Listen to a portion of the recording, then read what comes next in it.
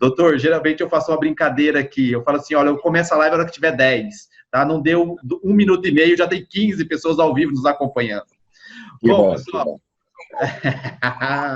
né? Vamos lá, então. Vamos começar oficialmente essa live. Estamos conectados. É um prazer enorme, um aceite de uma celebridade, uma autoridade reconhecida na área da saúde pública, na área da medicina do trabalho, que é o doutor René Mendes, que às vezes ele nem coloca o doutor, ele é professor René Mendes, né? Boa noite, doutor. Boa noite. Anderson e todos que estão participando dessa noite, estou muito feliz de estar com vocês. Vou continuar daqui a pouquinho, mas vou guardar aqui minhas falas para daqui a pouquinho, quero ouvir mais você. Ok. Pessoal, eu que agradeço mais uma vez, doutor, agradeço a oportunidade de ter o senhor aqui, da gente trocar uma ideia, né? Conversar, ter um bate-papo. Esse momento aqui não é um momento, então, onde que nós vamos ter uma aula, eu falo estruturada, né? Mas tem uma ideia lógica de trazer aqui para o assunto, com o tema relacionado, onde que nós vamos falar sobre os impactos da pandemia sobre a vida e o trabalho. E justamente nessa perspectiva, convidei, né, e foi a pronto aceite aí pelo Dr. René Mendes de vir fazer essa fala. E quem é o Dr. René Mendes? Por que eu vou fazer a apresentação dele? Talvez alguns, né, aquela nova guarda, né, vamos dizer assim, o pessoal que está chegando, às vezes passa por despercebido por um nome, mas não conhece quem é essa autoridade. Então, quem é o Dr. René Mendes? Ele é médico, especialista em saúde pública e em medicina do trabalho, atua na área da saúde e segurança do trabalho há 48 anos, em atividades públicas e privadas. Foi professor da Unicamp e da Universidade Federal de Minas Gerais. Atualmente é pesquisador colaborador do Instituto de Estudos Avançados da USP e também ele é presidente da Associação Brasileira de Saúde do Trabalhador e da Trabalhadora. E é um dos idealizadores e articuladores do processo de construção da Frente Ampla em Defesa da Saúde dos Trabalhadores, que hoje tem sua sede de trabalho na cidade de São Paulo. Essa é uma síntese de toda a trajetória de anos e anos de experiência do Dr. René Mendes. Doutor, mais uma vez agora, nossa audiência já está com 20 pessoas. Passo de novo a palavra do senhor, para o senhor fazer aí, né, as considerações iniciais. Bom, boa noite a todos e a todas. Reitero aqui minha alegria de poder estar com vocês esta noite, a convite do nosso querido amigo Anderson, e para mim é um prazer, sobretudo porque eu sei que as pessoas estão espalhadas nesse país. Depois eu quero ter uma ideia, Anderson. Beleza. Onde elas estão. Isso, pessoal, escreve aí a cidade que vocês estão nos assistindo, por favor. Para poder matar minha curiosidade desse Brasil imenso, eu conheço quase o Brasil todo, mas não por inteiro, e é uma alegria saber que tem tanta gente boa assistindo essa noite. Assistir é a forma de dizer, na verdade, a ideia é que participem, né? Participem na interação, seja enviando, você vai dar orientação como envia questões ou perguntas, o Anderson vai explicar. E eu preparei um roteiro para, assim, pelo menos para estruturar a fala, que vai ser dialogada e vai ser provocada pelo Anderson. Então, estou feliz com vocês. Nós vamos ficar essa próxima hora, até as 21 horas, conversando e dialogando sobre a pandemia, seu impacto, os seus impactos, no plural, porque são impactos positivos, impactos negativos, depende da perspectiva de cada um. E é sobre isso que nós vamos dialogar daqui um pouquinho mais. Volta a palavra ao Anderson. Obrigado, doutor. Inclusive, para matar a curiosidade nossa aqui, doutor, o pessoal já está colocando aqui no chat, né, a informação de onde eles estão nos assistindo, nos acompanhando. São Paulo, Sorocaba, Arco de Minas, Arcos, Minas Gerais, São Paulo, Rio das Ostras, Sorocaba, Belo Horizonte, Rio das Ostras é Rio de Janeiro, Aracaju, Uberaba, Aracaju de novo, Salvador, Arthur Nogueira, Varginha, Santo André, nossa, uma galera aqui mesmo, doutor, ó, praticamente Brasil todo aqui nos acompanhando. Fortaleza, isso mesmo. Pessoal, então, durante o nosso bate-papo, tá? Vocês que estão chegando, coloca a cidade aí que vocês estão participando, Camaçari. Vocês podem participar, vamos interagir, vocês podem colocar perguntas aqui para o Dr. Renê, tudo bem? Ou fazer comentários da posição dele também, dar alguma ideia, colaborando, coisas nesse sentido, tá bom? Bom, doutor, eu já começo fazendo essa reflexão. Nós estamos num momento que hoje, né, segundo a Universidade Johns Hopkins, nós estamos aí com um número bastante assustador pela disseminação do vírus e também o impacto, eu falo agora negativo, quando a gente fala de mortes, né, de sofrimento, de famílias, inclusive. Mas trazendo para números, nós hoje no mundo, nós chegamos a 611 mil mortes e mais de 14, quase 15 mil casos positivos. No Brasil, em números de morte, nós estamos quase com 81 mil, né? Ou melhor dizendo, nós já passamos 81 mil, estamos indo para casa de 82 mil mortes e mais de 2 milhões de casos positivos. Mesmo com esses números trágicos, e tem pessoas também fazendo um contraponto, quantos já foram curados, coisas nesse sentido, mas quando a gente fala de morte, não importa se é um, se é duas, se é uma perda muito dolorosa, eu falo assim, mesmo com todos esses números, nós podemos analisar os impactos da pandemia de forma positiva e negativa. Será que existe alguma vantagem e desvantagem para essa pandemia? Eu falo assim, talvez para a consciência humana? É uma boa provocação para começar, né?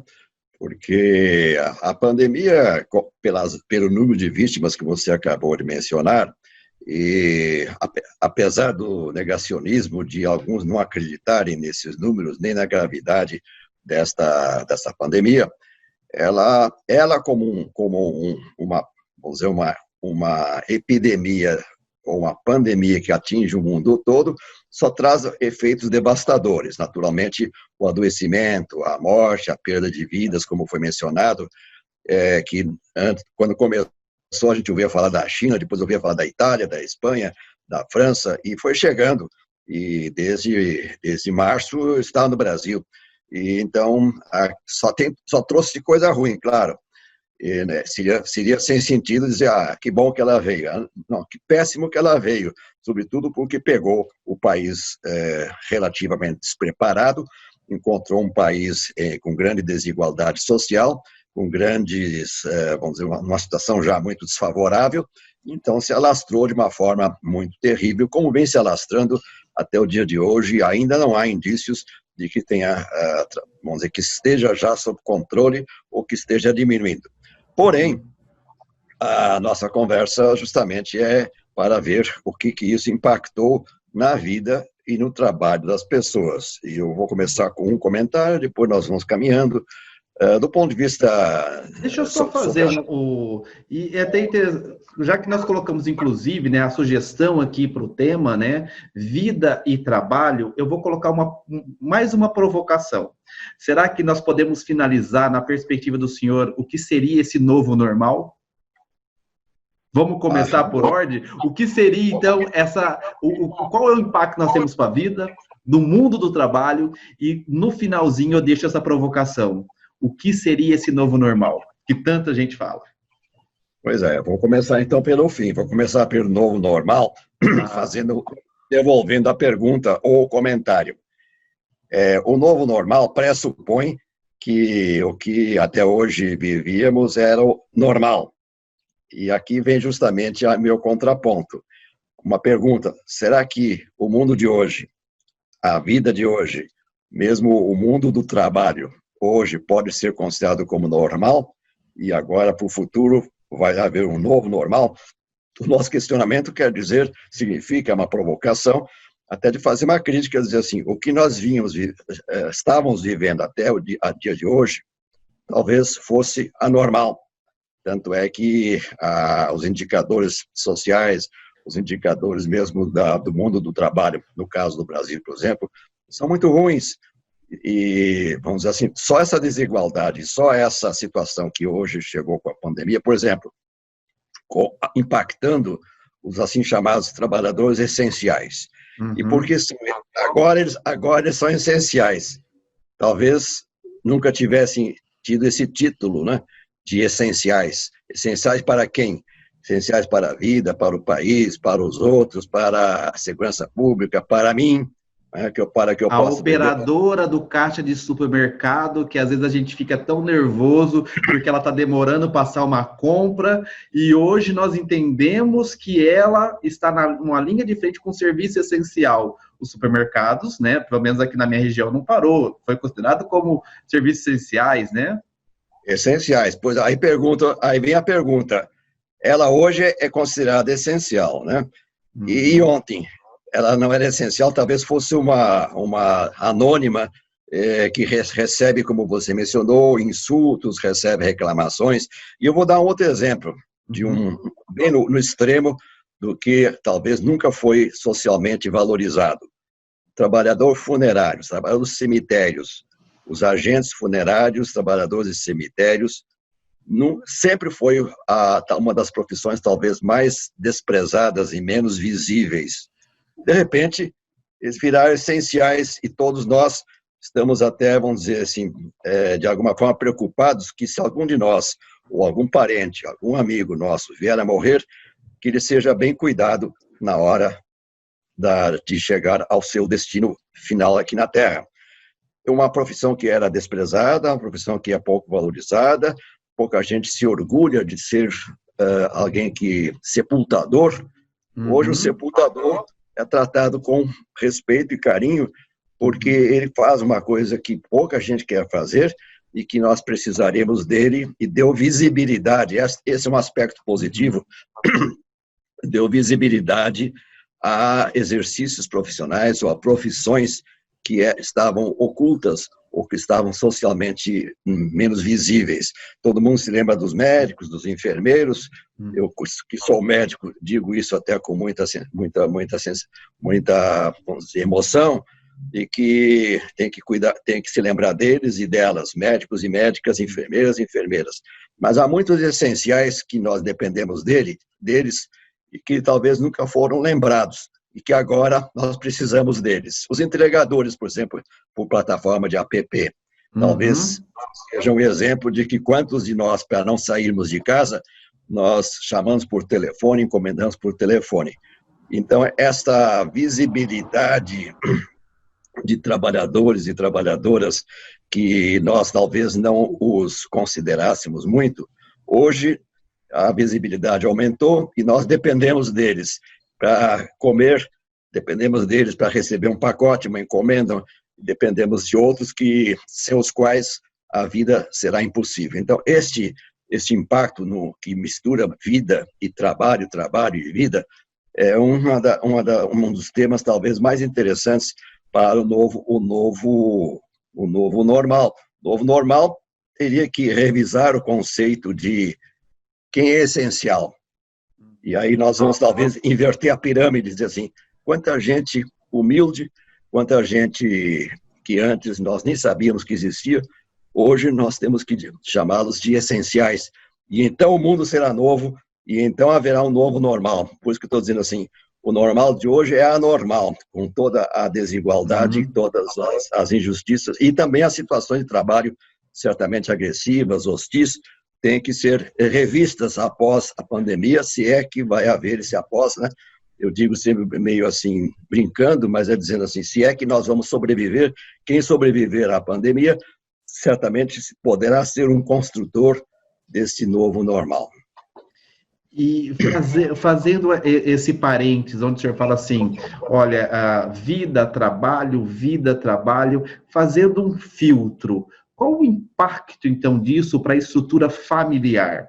Porque parece que trabalho, residência, convívio familiar, parece que do dia para a noite, o trabalhador chegou na empresa e falou assim, algumas frentes de trabalho, despluga aí e leva para sua casa.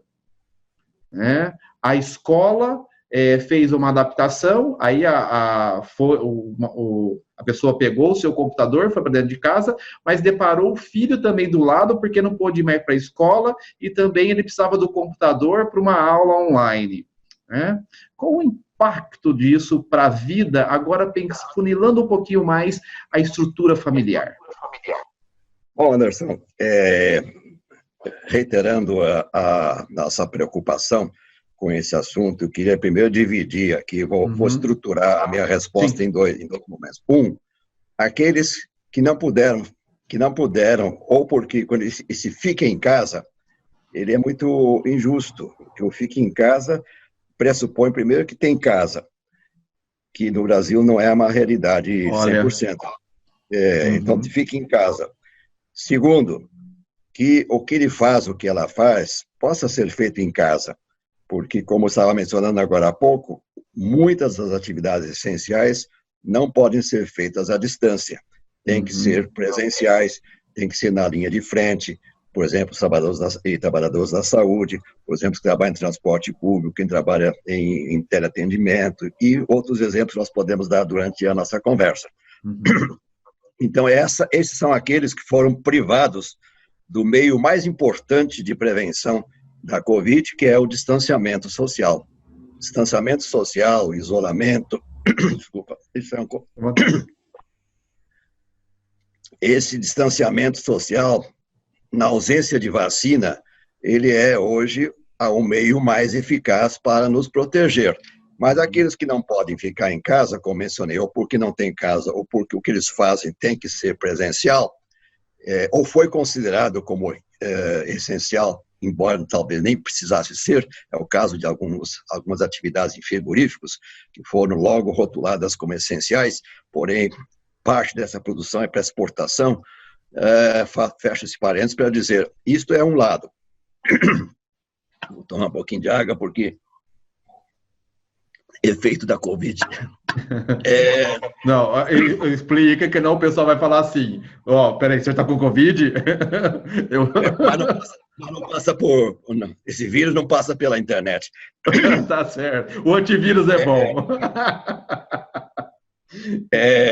Voltando então ao assunto, eu queria então dizer o seguinte, para os que ficarem em casa, aí agora vem a sua pergunta, o impacto é muito grande, impactos positivos e impactos negativos. Positivos, eu queria dizer, por exemplo, a possibilidade de estar mais próximo dos seus, né? Quem tem família, quem tem esposa, tem cônjuge, tem mulher, tem marido, tem filhos, enfim, forçou uma aproximação e talvez até vamos dizer assim, forçosamente aproximar-se mais da sua família, para quem tem família.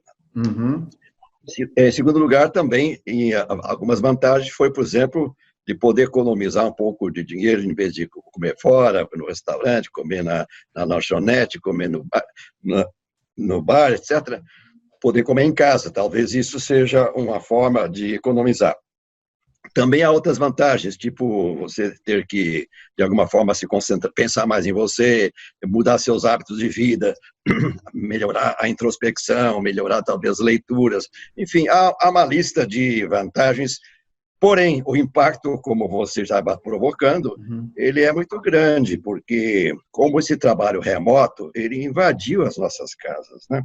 Ele invadiu nos horários, invadiu nos espaços, invadiu, às vezes, na competição com as outras pessoas.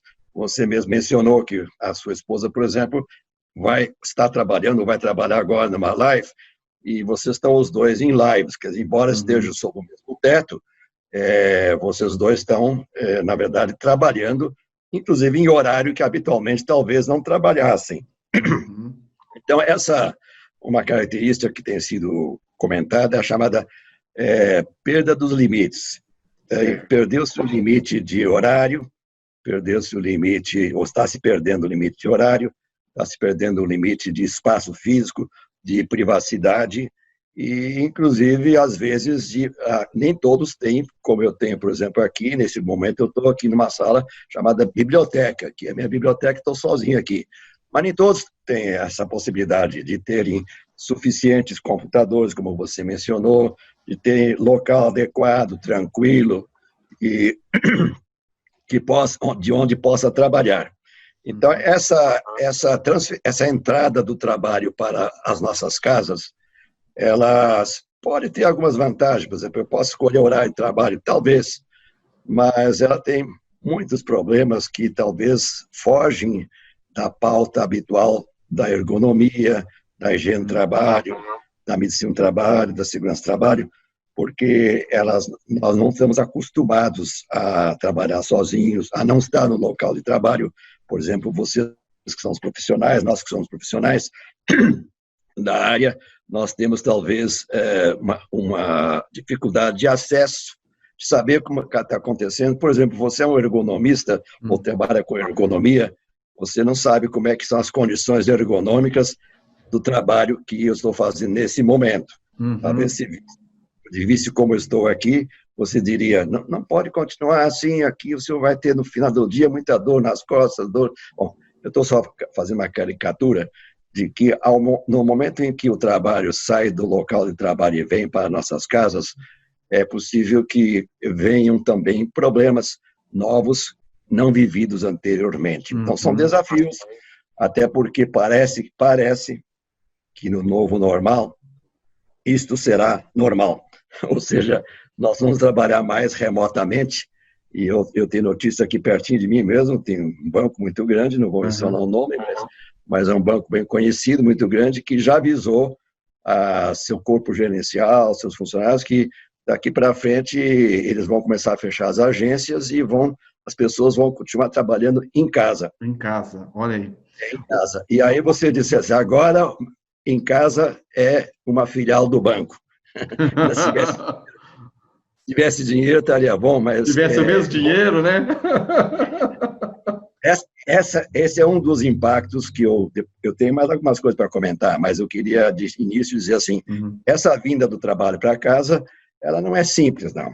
Nem todas as casas, nem todas as pessoas têm as condições apropriadas para, de repente, transformarem os seus lares em locais de trabalho.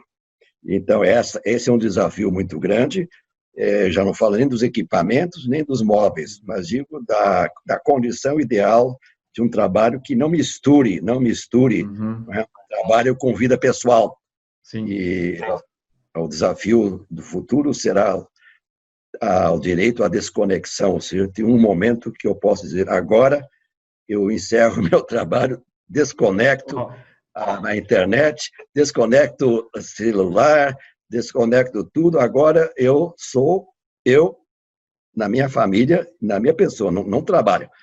Esse direito à desconexão é um desafio novo para muitos de nós e vamos ter que aprender isso, senão nós vamos ficar trabalhando 24 horas por dia, né, Anderson? Vamos. E olha, é uma frase que eu já anotei aqui, e o porquê, né? Na verdade, tem bastante perguntas aqui já, doutor, mas deixa eu só fazer um parênteses sobre essa reflexão.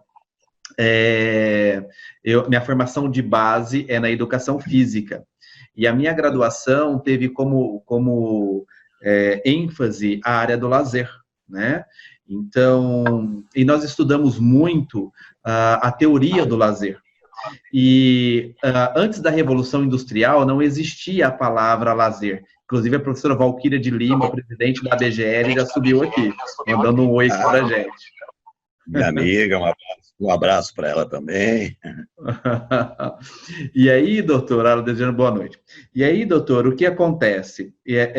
Surge, então, né, o termo lazer a partir de um manifesto escrito por Lafargue. E esse manifesto é chamado Direito à Preguiça. Conheço. Onde se pedia, né, um tempo para a vida, né, para a vida. E hoje, né, o senhor está trazendo uma reflexão, eu anotei, e será uma frase, né, direito à desconexão, à desconexão, a desplugar, né? A desplugar.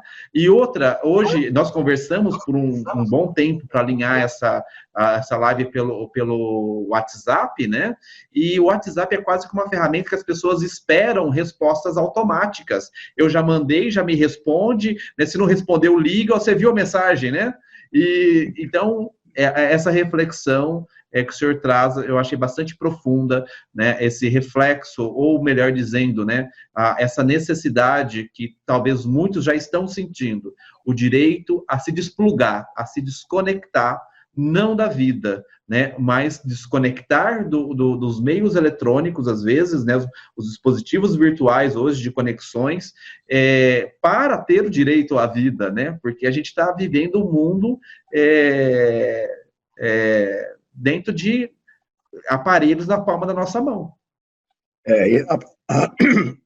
Lembrando que Paul Lafarge, ele casualmente, desculpe que hoje eu estou rouco, tornou-se genro do Marx, do Karl Marx. Karl Marx, ele casou com a filha dele, mas assim, ele defendia justamente o que Marx já tinha levantado, o direito ao tempo livre. O lazer assim, original é um tempo livre para você fazer o que quiser. Sim. Se quiser estudar, quiser discutir, quiser debater, quiser pensar, não necessariamente... Uma live. Uma live. Porém, ele foi apropriado, o lazer foi apropriado pelo consumismo, né? Pelo consumismo. E virou exemplo de sair para fazer compras, para ir no shopping, para ir fazer alguma compra. E ele foi apropriado vamos dizer, pela mídia, pela lógica, vamos dizer assim, do consumismo, né? Quando deveria ser tempo livre de verdade. Tempo livre de verdade, onde então as pessoas até pensariam em si mesmas e nos outros, nos companheiros, nas companheiras, que é uma coisa que agora ficou mais difícil também, a questão do coletivo, né? Pensar no coletivo. Mas prossiga. Então, vamos aqui refletir, acompanhar as perguntas aqui do pessoal. A Marlene colocou assim, ó, verdade, as instituições financeiras diminuíram seus custos com os funcionários home office, então trazendo uma reflexão do que o senhor colocou, né? O Tiago, higienista, que estará junto com a gente na próxima live, na próxima terça-feira, ele coloca aqui, ó, como trabalhar com crianças em casa, né? Então, dividir esse espaço, né, família. A doutora Ana Maria Ribeiro, vantagens e desvantagens desse novo normal, né? Então, existem as suas vantagens, mas também as suas desvantagens, né? Exatamente, tem razão.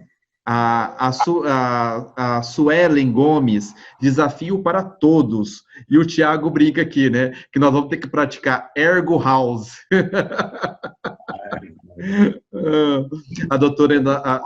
A doutora Ana Maria Ribeiro também fala assim, olha, é uma reestruturação familiar, de você ter que, hoje mesmo, eu estou dividindo espaço, né, minha esposa saiu de uma live, está para começar uma outra live, a gente está dividindo espaços, né, então a gente tem, querendo ou não, a gente tem que fazer acordos, né, de espaços e tempos para tudo isso. Tem uma pergunta do doutor, pode falar, eu vou achar a pergunta do doutor Robson aqui, mas o senhor pode falar. Eu só queria fazer uma reflexão que antes as empresas, os bancos, as companhias pagavam aluguel, né, para as pessoas, para nós trabalharmos lá dentro dos espaços comprados ou pagos. Hoje, elas vieram para nossa casa, ou seja, vários desses empreendimentos, dessas grandes empresas, estão pondo edifícios inteiros à venda. Ou seja, transferir o custo da locação para nós mesmos. E nós até nem percebemos, mas nós nos tornamos uma filial, uma agência, uma sucursal de um banco, de uma empresa e tal, e o banco vai agora, já está desocupando o prédio, e até perto de mim aqui, já duas agências de um grande banco, que é o mesmo que eu mencionei, estão já fechadas. Fechadas, não vão reabrir, porque todo mundo é home office, ou é internet banking, ou é por internet. Você não precisa das pessoas. O sonho mais ousado do capitalismo será, ou continua sendo, poder trabalhar sem as pessoas. Então, a tendência será não só reduzir os efetivos físicos dentro das empresas, como também, pouco a pouco, ir substituindo até por uso da internet, por exemplo, que é o caso dos bancos, que estão cada vez mais transferindo o trabalho para nós, tirando dos funcionários, transferindo para nós, e agora transfere também para as nossas casas. Então, é uma estratégia muito, vamos dizer, inteligente e ousada do capital, mas que às vezes nós nem percebemos que, na verdade, nós estamos invertendo o processo, nós estamos trabalhando para eles, né? E cedendo o nosso horário, cedendo nossa casa, cedendo nossos computadores, cedendo nosso tempo para o grande capital, né? Mas eu fecho os parênteses, vamos ouvir a pergunta o comentário do Robson. O Robson, ele colocou aqui, né, minha pergunta, qual o principal impacto da vida das pessoas, este pseudo-isolamento social, mas a questão do home office e o medo de transitar pela cidade? O que o senhor pode nos ajudar nessa reflexão a partir da pergunta do Dr. Robson?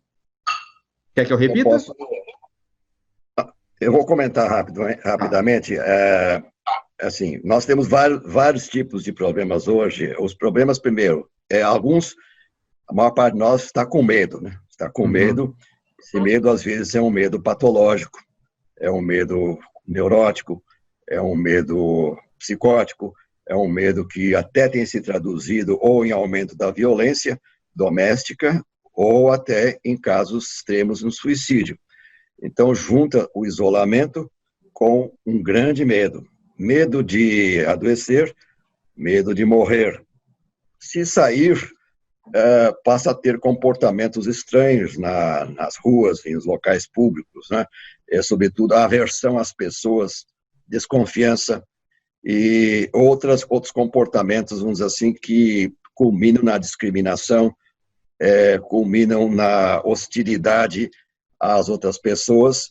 Então, são impactos em casa para quem fica, impactos para quem está na rua, está andando com medo. E aqueles que têm que trabalhar na linha de frente, né, os chamados essenciais, homens e mulheres, que morrem de medo, os que não morrem de Covid, morrem de medo no sentido da expressão. Por quê? Porque medo de que eles adoeçam e, principalmente, medo de que eles levem o vírus para casa, né? E, então, nós ouvimos, por exemplo, de rituais de desinfecção, de troca de roupa, enfim, de banhos, etc., para poder entrar em casa, que tomam 15, 20 minutos, meia hora, que fazem parte, vamos dizer assim, quase de um medo patológico de que, além de o risco meu, eu não quero transmitir para os meus filhos, para a minha esposa, para o meu cônjuge, para o meu esposo, enfim. Então, isso vai acentuando determinados traços neuróticos, né, que as pessoas já têm, às vezes tem, por exemplo, de estar sempre lavando as mãos, e agora vão continuar lavando muito as mãos, né? Será que nós temos um futuro de seres humanos com toque? Eu ia dizer isso, justamente esses traços vão se acentuar, né? Então, de distanciamento das pessoas, de medo de dar a mão, de ficar lavando toda hora. Então, são traços que elas se exacerbam, né? Exacerbam agora e poderão, eventualmente, ser considerados como normais no novo normal, né? Esse distanciamento. Então, do ponto de vista mental, respondendo ao Robson, tem a turma que está na linha de frente, que trabalha com medo. Medo significa também sofrimento, às vezes medo patológico. Os que estão em casa também com medo. E o isolamento também, certamente, deprime as pessoas. Os episódios depressivos, a depressão em toda a sua escala, tem piorado, tem levado as pessoas a quadros profundos de depressão, que precisam de medicação e que, às vezes, culminam em situações catastróficas como suicídios, que nós temos ouvido muitos casos, inclusive a partir de casa mesmo, quer dizer, lançando-se dos prédios, etc. Mas vamos ver coisas boas, apesar das adversidades. Tem mais perguntas, você? Temos mais perguntas, sim. O Viana está mandando um abraço para o senhor, ele está em Brasília.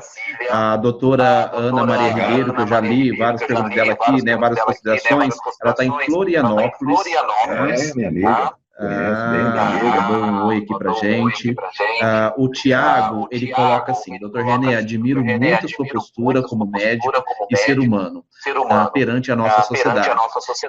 Este seu olhar clínico sobre a vida e a saúde dos trabalhadores, o mundo precisa de mais pessoas como você, sempre. Obrigado. Vamos lá, então. Descendo aqui. Aqui, né? Como levar...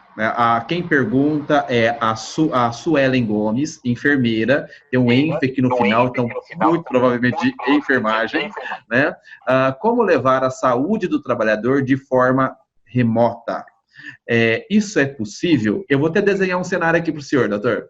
Eu estou vendo o professor doutor René, que já falou que está na biblioteca dele.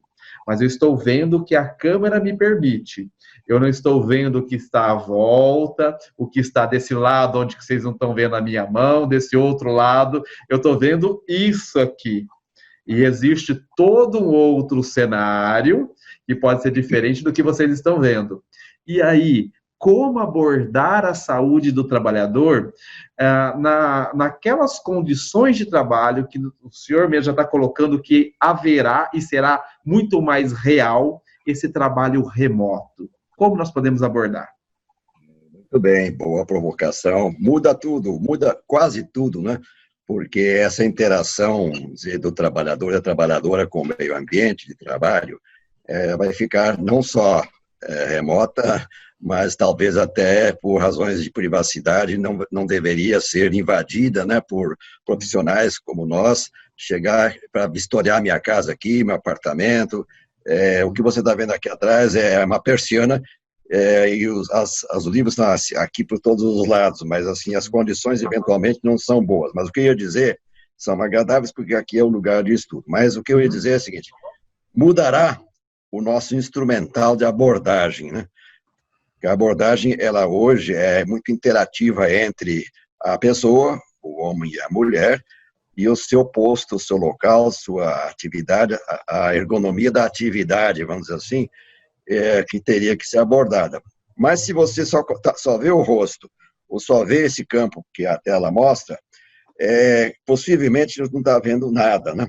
Ou muito pouco, como você já mencionou. Então, assim, é um desafio para que se desenvolvam instrumentais diferentes, e tem um problema sério, que é a questão da perda do coletivo, né? Da perda da cooperação, da perda da solidariedade, da perda a pessoa que está do meu lado para me ajudar, para me dar uma dica, para evitar que eu faça uma bobagem. Então, assim, eu disse em outro momento já, vai aumentar o individualismo e o egoísmo e a competição. Quando nos ambientes de trabalho tradicionais, você tem horizontalmente a possibilidade da cooperação, da colaboração. E estimular, né? E estimular a cooperação, a colaboração, o trabalho em equipe. Trabalho em equipe, o chamado apoio social, suporte, social support, que em inglês é o apoio social. Aqui você vai depender muito de você mesmo, e então isso vai exacerbar uma tendência atual na organização do trabalho, que é privilegiar o individualismo, aquela chamada meritocracia, ou o desempenho medido por alguns indicadores. Isso significa, no meu entendimento, você alterar profundamente e piorar a lógica da organização do trabalho, porque você vai ser cobrado por produto, por desempenho. Você não vai ser mais acompanhado pelo tempo, ou pelo local, ou pela presença, vai ser pelo produto. Sendo assim, essa métrica de entregas por produtos, ela vai fazer com que as pessoas mais, digamos assim, talvez mais jovens, ou talvez mais despreparadas, se entreguem totalmente, dia e noite, para entregar produtos cada vez maiores, em prazos cada vez mais curtos. Veja, produtos cada vez maiores, mais complexos, em prazos cada vez mais curtos. O que significa isso? um grande desgaste, sem dúvida. Ele faz isso por uma semana, faz isso por um mês, mas ele não consegue fazer isso por muito tempo, ele ou ela, né? Estou falando do trabalhador, da trabalhadora. Então, a métrica para medir o desempenho das pessoas, dos profissionais, vai ter que ser outra. Essa métrica que é por entregas, por produtos, ela é muito perversa, né? Muito perversa. E, então, alguma coisa terá que ser mudada, e nós que trabalhamos com a saúde e segurança, podemos colaborar, cooperar para que se desenvolvam outros critérios, né? Porque senão vai ser só máquina que eu digo nós, máquinas, trabalhando dia e noite para fazer as entregas. E aí você não tem controle de horário, o prédio não fecha para desligar as luzes, não desliga o ar-condicionado, porque nós vamos trabalhar sábado, domingo, feriados, à noite, todos os horários, todas as horas. Isso é uma ameaça importante que, no fundo, ela não é casual, ela faz parte de um projeto, que eu chamo de projeto neoliberal, que é justamente a extração da mais-valia, e mais do que isso, é um projeto para que as pessoas trabalhem cada vez mais, ganhando cada vez menos. Esse é um risco real com vamos dizer, que ficou mais evidente agora na pandemia, e que se nós não lutarmos juntos, nós vamos, na verdade, nos entregar a esse tipo de, vamos dizer, de critério, que é trabalhar muito, cada vez mais, para ganhar cada vez menos. Doutor, eu vou fazer uma provocação aqui, e agora é uma provocação mesmo, eu peço resiliência nesse momento dessa provocação.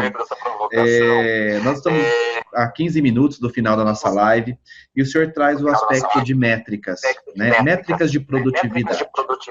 A provocação que eu faço hoje, a segurança e saúde do trabalhador. Ela conseguiu ocupar o seu papel ou a sua presença dentro dos planejamentos estratégicos de produção dentro da empresa? Ou será que ainda nós estamos vivendo uma segurança e saúde do trabalho? Aí eu estou colocando a medicina, a enfermagem, todos os atores sociais, né, que envolvem esse escopo da segurança e saúde do trabalho.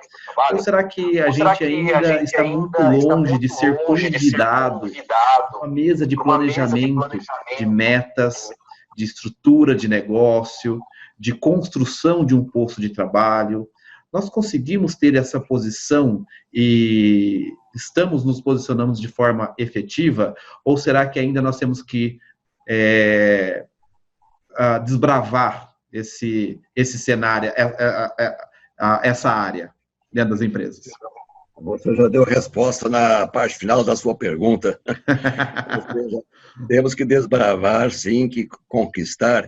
Mas, assim, hoje há uma mistura, assim, muita gente se apega ainda ao papel burocrático previsto na NR4, ao SESMIT, né? Aos serviços especializados de segurança do trabalho e medicina do trabalho, que também não deveriam ser só com esses profissionais, né? Muitos têm outros profissionais, né? E que trabalham no campo, por exemplo, da ergonomia, da higiene do trabalho, da fonoaudiologia, da fisioterapia e outras áreas, e da fonoaudiologia.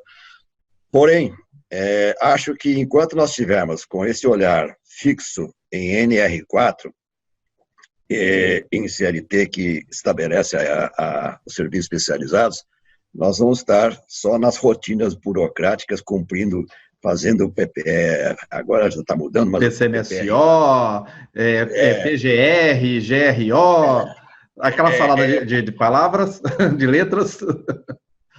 Exatamente. E isto sempre foi assim, e na maior parte das empresas ainda continua sendo assim, e no sentido de que se enche com atividades burocráticas e formais, e de papéis, e formulários, e de rotinas, e se perde a essência do papel dos profissionais, que não seria, como você mencionou aqui, não seria exatamente esse. Por isso, assim, o SESB, sendo uma unidade periférica, às vezes em recursos humanos, gestão de pessoas, às vezes solta em qualquer lugar, não só no espaço físico, mas no organograma da organização, nós vamos estar perdendo tempo e vamos sempre ser vistos como um mal necessário, tem que pagar essa gente porque a lei obriga, a norma obriga.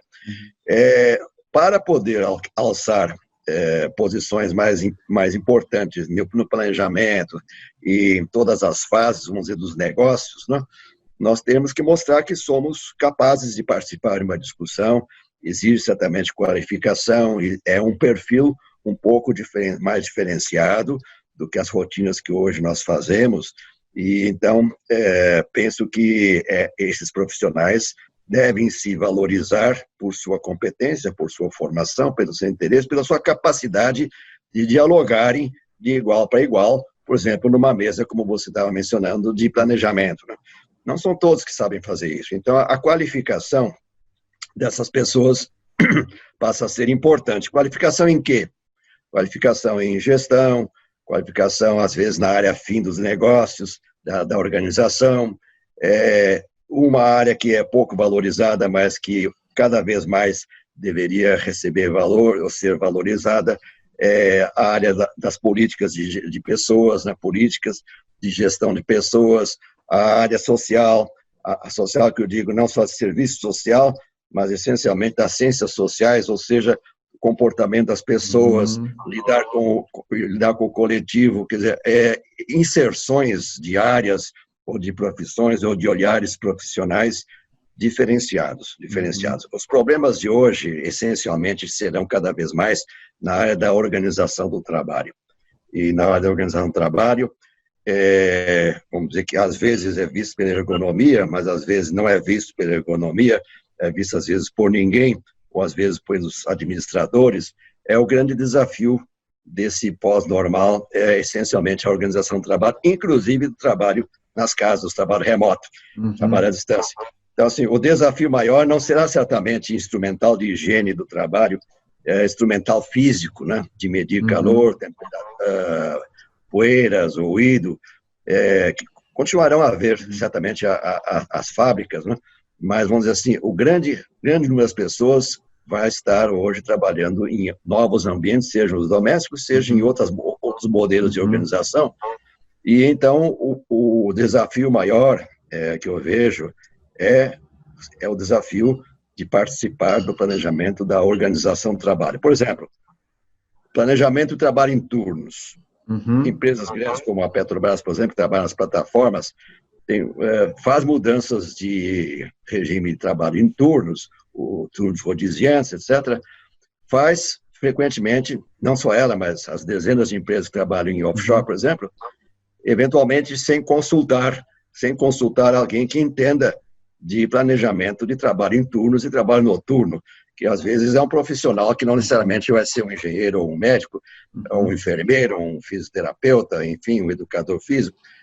Será alguém que realmente estudou esse assunto e consegue ajudar a planejar uma forma que seja coincida a produtividade com a proteção da saúde e da vida das pessoas, né? O trabalho em turnos é um exemplo, mas eu acho que tudo que for organização do trabalho daqui para frente vai ficar cada vez mais, vamos dizer, complexo, e esse vai ser o grande desafio que eu vejo já a partir dessa pandemia, a mudar a lógica, vamos dizer assim, do trabalho, né? Na perspectiva da organização do trabalho.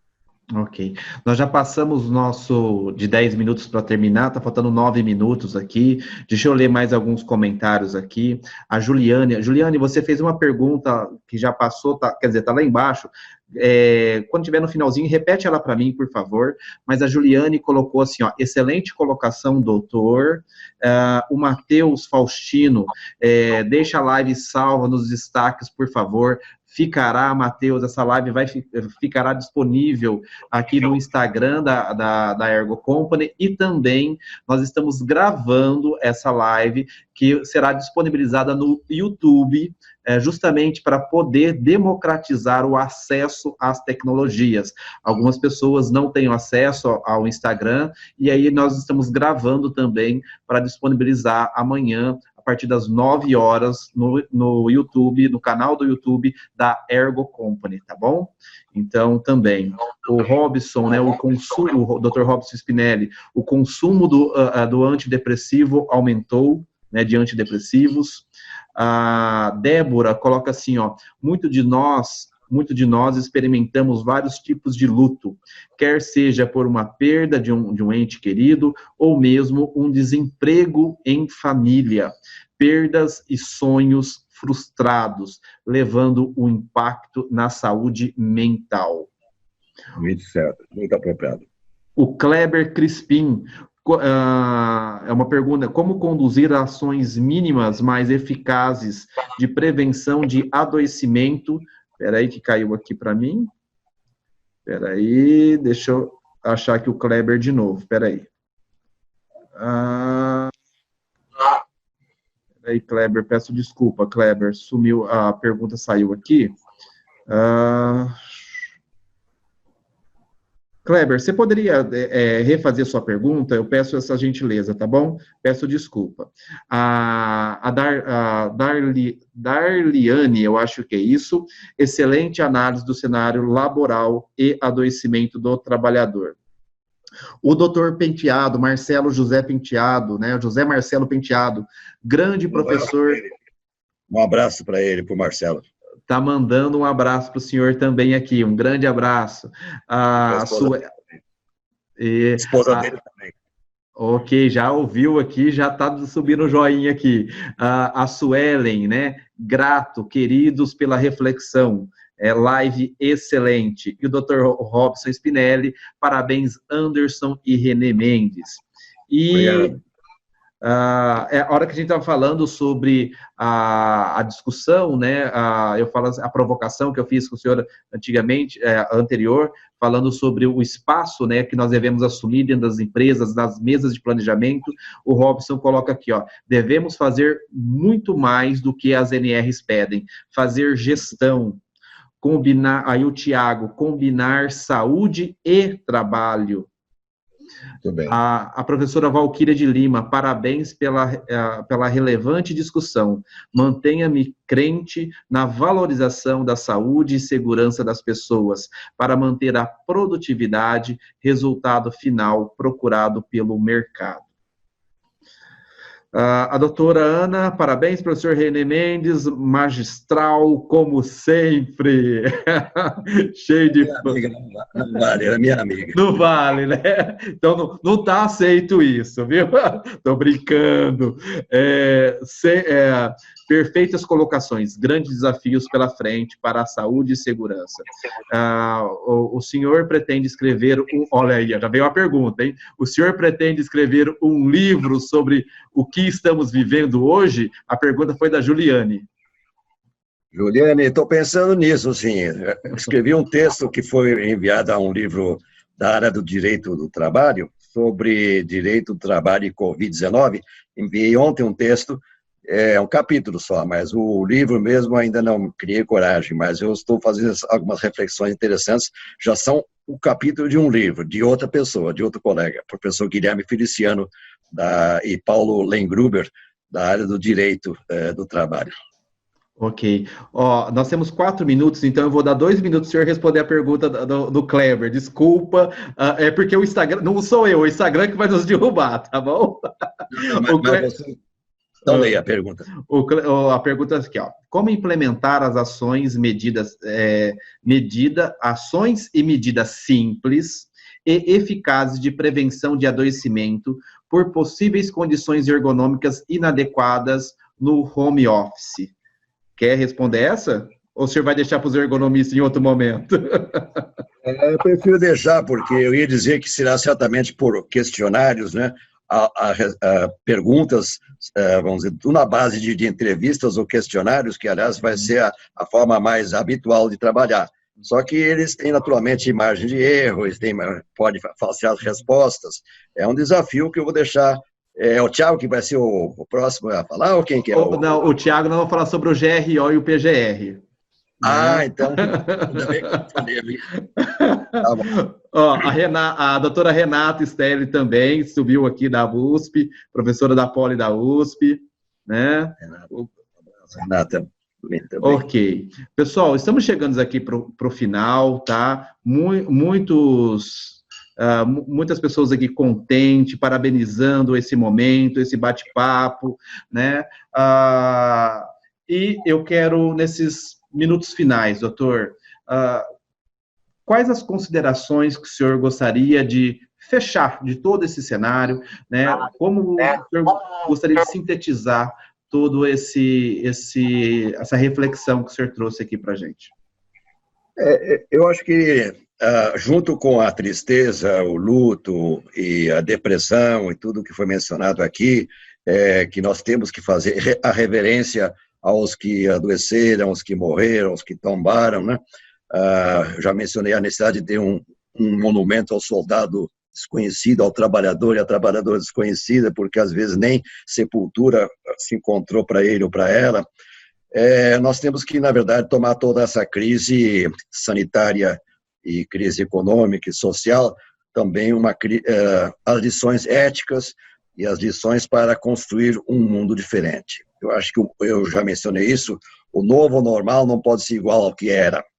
Nós temos que mudar, sem dúvida, o conceito, principalmente a valorização do trabalhador, da trabalhadora, mudar parâmetros, por exemplo, a questão da remuneração, a questão da meritocracia e outros que foram introduzidos no discurso do neoliberalismo, vamos dizer assim, voraz, que estão destruindo vidas, destruindo pessoas, e que nós temos que reverter isso, aproveitar a crise para dizer, espera aí, agora eu não vou trabalhar 12 horas por dia mais, eu vou trabalhar 6 horas, eu tenho direito ao tempo livre, como diz Paul Lafarge, e não só ele, mas muitos outros, eu tenho alguns direitos, e nós temos que reverter isto, naturalmente, tentando construir um mundo novo. Alguém já disse que nós vamos acertar o futuro se nós ajudarmos a construir o futuro, ou seja, não é a construção que os outros vão fazer, é que nós vamos fazer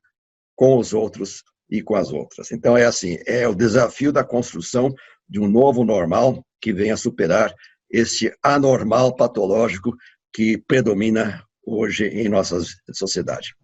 Então, é um convite, é um desafio e um convite. Eu agradeço a todos e a todas que estão assistindo essa noite. Sei que daqui a pouco nós vamos ser expulsos aí, mas segue um abraço muito carinhoso a todos e a todas, e um agradecimento a você, Anderson, que promoveu esse encontro tão amigável, tão gostoso. Ok, tenho 20 segundos exatamente para fechar. Pessoal, siga o Dr. René no Instagram, Professor René, lá, né, vocês podem ter mais contato com ele.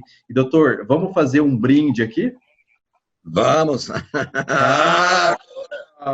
Pessoal, em 5 segundos, 5, 4, abraço! Obrigado!